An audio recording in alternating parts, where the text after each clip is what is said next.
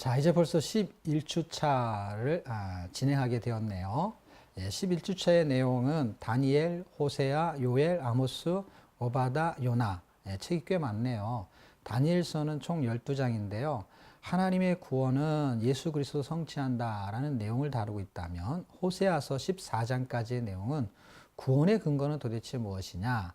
하나님의 사랑으로 인한 혼인 언약을 통한 구원에 대한 설명을 다루고 있고요. 요엘서 3장까지 이야기는 구원의 방법은 성령을 통한 회개에 있다라는 이야기입니다. 아모스 9장까지의 이야기는 구원의 정의는 사람을 거룩하게 하는 하나님의 의에 대한 이야기를 다루고 있고요. 오바다 1장짜리는 구원의 공의는 하나님의 거룩한 의를 표현하고 있습니다. 자, 마지막으로 요나서 4장까지 이야기는 구원의 표적이죠. 회개하는 자에게 나타나는 하나님의 은혜입니다. 이게 11주차에 읽어야 될 내용인데요. 자, 먼저 다니엘서의 구조를 한번 살펴보겠습니다. 전반부는 다니엘서 1장에서 7장까지 이방 나라의 역사를 다루는데요. 바벨론과 메데, 바사의 이야기고요. 후반부는 다니엘서 8장에서 12장까지 이스라엘 역사를 다룹니다. 이스라엘의 침묵시대와 같은 이야기가 전개되고 있습니다. 특별히 다니엘서의 구속사적인 맥이 있다면 그것은 하나님의 구원 역사가 어떻게 진행되는지를 보여주는데요.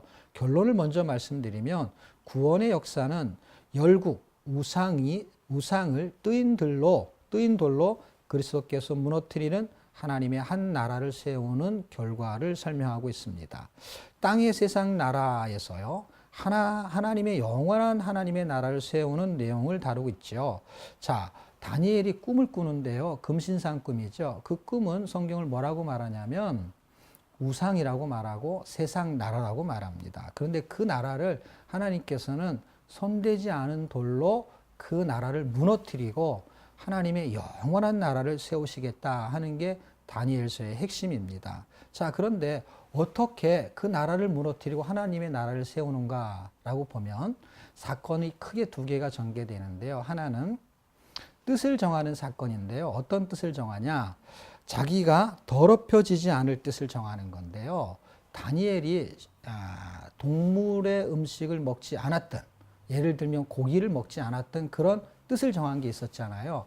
그 뜻처럼 우리도 자신을 거룩하기 위해서 뜻을 정해야 될 필요가 있는데 그것은 원망하고 불평하고 비판 안 할 뜻을 한번 정해 보는 것이죠. 또 하나는 자신을 거룩하게 할 뜻을 정하는 것이죠. 지금 다니엘이라는 사람은 하나님께 기도를 하루에 3번씩 예루살렘을 향해서 기도했었는데요. 그 기도 때문에 사자굴에 들어갔던 사건이 있었어요. 자신을 더럽히지 않기 위해서 고기를 먹지 않았던 뜻을 정했던 것처럼 자신을 거룩하게 하기 위해서 뜻을 정했는데 기도하는 거, 하나님께 영광 돌리는 거, 그것이 사람을 용서하고 사랑하고 축복할 것을 행할 뜻을 정하는 것과 같습니다. 자, 우리는 다이어트 하려고 뜻을 정해요. 그래서 굶기도 하고 살을 빼기도 하고 운동도 합니다. 그런데 못된 성질 빼려고 다이어트 하지는 않습니다. 다시 말하면 하나님의 뜻을 이루기 위해서 한번 뜻을 정해보는 거 필요합니다. 성경 90일에 1독하는 뜻, 좋은 거룩한 계획입니다.